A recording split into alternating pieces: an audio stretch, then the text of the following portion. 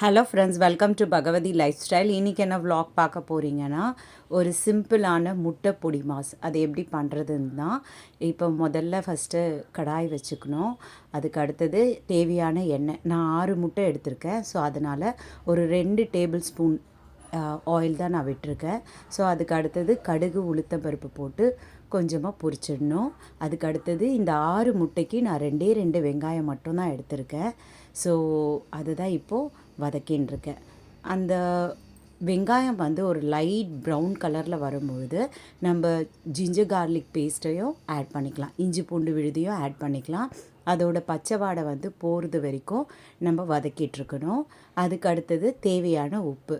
So இந்த recipe வந்து ரொம்ப ரொம்ப சிம்பிளானது, ரொம்ப ஈஸியாக குயிக்காக நம்ம வந்து பண்ணிடலாம்.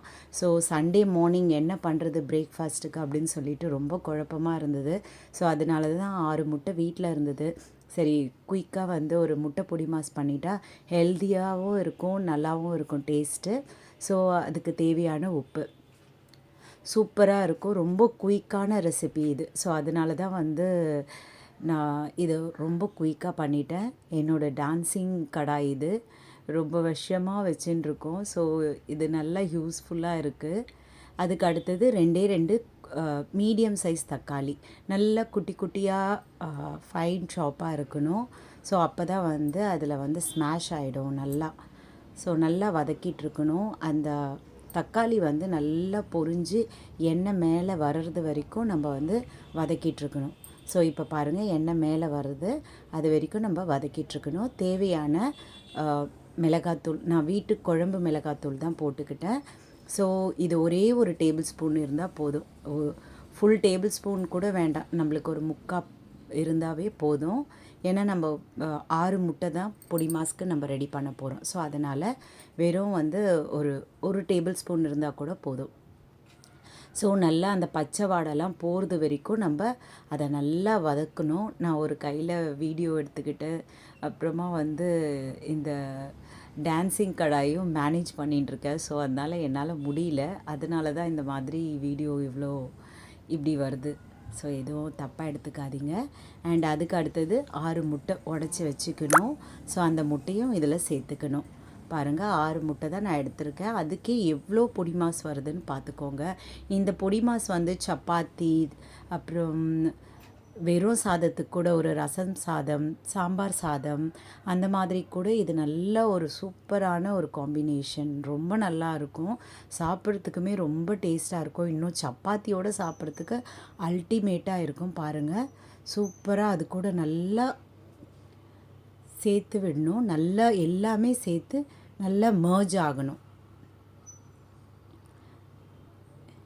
சூப்பராக இருக்குது பாருங்கள், ஒரு குழம்பு மாதிரி வந்துடுச்சு. ஆனால் வந்து நம்ம ஸ்டவ்வை வந்து சிம்மில் வச்சுட்டு தான் நம்ம இந்த பொடி மாஸ்க்கு வந்து நல்லா பண்ணோம். அப்போ தான் வந்து இந்த பச்சை வாடை, இந்த முட்டையில் இருக்க நீச்சி வாடெல்லாம் கூட போயிடும். ஸோ அது மட்டும் கொஞ்சம் பார்த்துக்கோங்க. கொஞ்சம் சிம்மில் வச்சுட்டு தான் நம்ம இதை வந்து பண்ணணும்.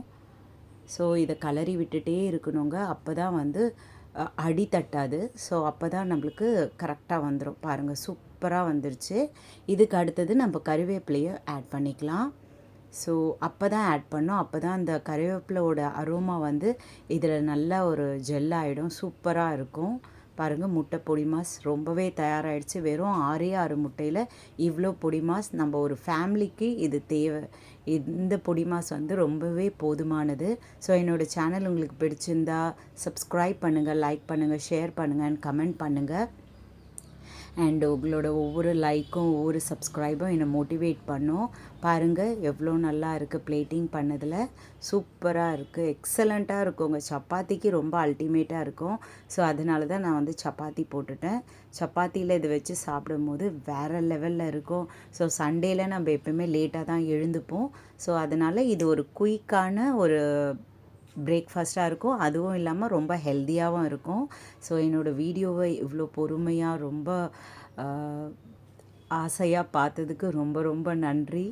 அண்ட் என்னை சப்போர்ட் பண்ணுங்கள், எனக்கு சப்ஸ்கிரைப் பண்ணுங்கள் அண்ட் லைக் பண்ணுங்கள், ஷேர் பண்ணுங்கள் அண்ட் கமெண்ட் பண்ணுங்கள். பாருங்கள், சூப்பராக இருக்குது. தேங்க்யூ ஃபார் வாட்சிங். Thank you so much.